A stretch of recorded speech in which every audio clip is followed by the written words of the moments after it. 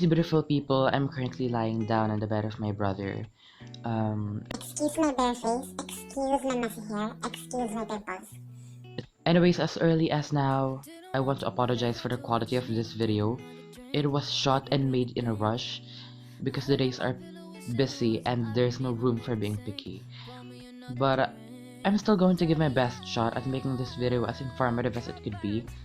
And I do hope that the reason that you are watching this video is because you're after the information that I'm going to give, especially that I'm going to give my opinion, my review, my commentary about this book. This is not a novel. This is not a short story either. It is a tutorial book. So basically it's like a demonstration video, but in the form and spirit of literature. So it doesn't have chapters, but rather it is divided into parts.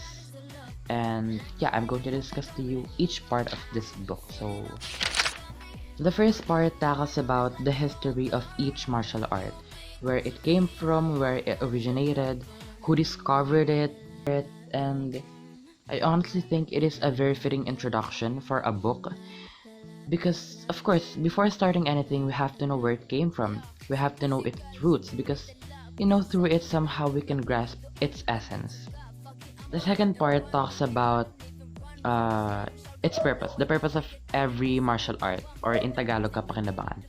And it's important to pay attention and read this section carefully because it gives you a lot of things that you need to know. And since we're talking about martial arts, the main involvement is going to be your body. It's going to be stretched out a lot, it's going to be exercised, so it does give you some physical benefits on your body. But it's not the only benefit that martial arts could offer. It could also offer intangible things such as attitude, growth on one's mindset, and a change on one's approach of things. So, part talks about clothing, uniform, and weaponry.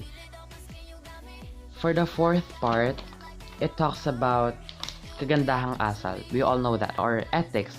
It just talks about the things that you need to know, the values that you need to have when you are participating in a certain act, because they have their origins and they have their beliefs, and you have to respect them and pay tribute to them when you are participating into that certain type of martial art. Ethics. The next part talks about exercises or mga panimulang ehersisyo. Just the same with dancing and sports.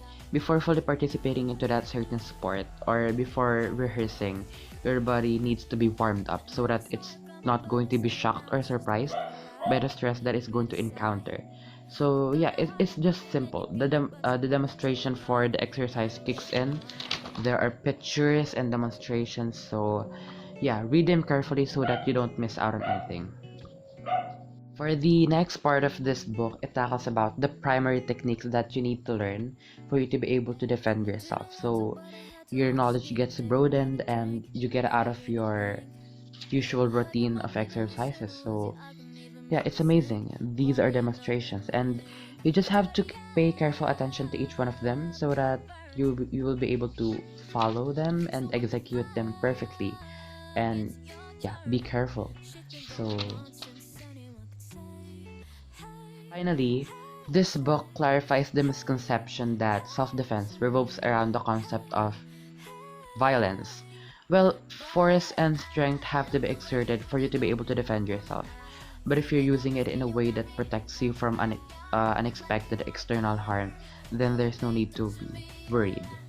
And yeah, I also want to commend this book for the concept appropriate use of font styles. They may be hard to read, and that is a disadvantage, but the overall strength and purpose of this book far outweighs its small downsides. And yeah, if it actually has a lot of advantages. It's very light, it's very thin and convenient to use when you don't have Wi-Fi, so you can defend yourself. Just buy this book and be dedicated into learning it.